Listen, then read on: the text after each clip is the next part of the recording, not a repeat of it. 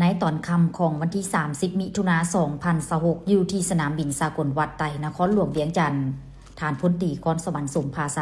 กรรมการศูนย์กลางภาครองรัฐมนตรีกระทรวงป้องกันความสงบพร้อมโดยคณะได้ให้การต้อนรับทานพลโทบรรท้องกองมณีคณะเลขาธิการศูนย์กลางภาครัฐมนตรีกระทรวงป้องกันความสงบพร้อมโดยคณะที่ได้เดินทางกลับคืนประเทศภายหลังสำเร็จการเข้าร่วมกองประชุมรัฐมนตรีครั้งที่2ระหว่างกระทรวงภายในกัมพูเชียกระทรวงป้องกันความสงบลาวและกระทรวงป้องกันความสงบเวียดนามอย่างจบงามกองประชุมรัฐมนตรี3ฝ่ายในครั้งนี้เป็นขีดหมายสำคัญในการหัดแนนความสามัคคีและสุขนิ้วการร่วมมือด้านเวียกงานป้องกันความสงบเพื่อรักษาเสถียรภาพความเป็นระเบียบเรียบร้อยและความปลอดภัยอยู่ตามบริเวณชายแดนและภายในภาคพื้นของทั้ง3ประเทศลาวกัมพูเชียและเวียดนามให้มีความมั่นคงยิ่งขึ้นการร่วมต้อนรับคณะผู้แทนในครั้งนี้มีบรรดาคณะพักคณะนำหัวหน้ากลุ่มห้องกลุ่มพร้อมโดยพนักงานลักแรงจากกระทรวงป้องกันความสงบเข้าร่วมอย่างพร้อมเพรียงเพื่อแสดงความสมเสยต่อผลสำเร็จอันจบงามของการเคลื่อนไหวเวียกงานต่างประเทศของคณะผู้แทนขั้นสูงในครั้งนี้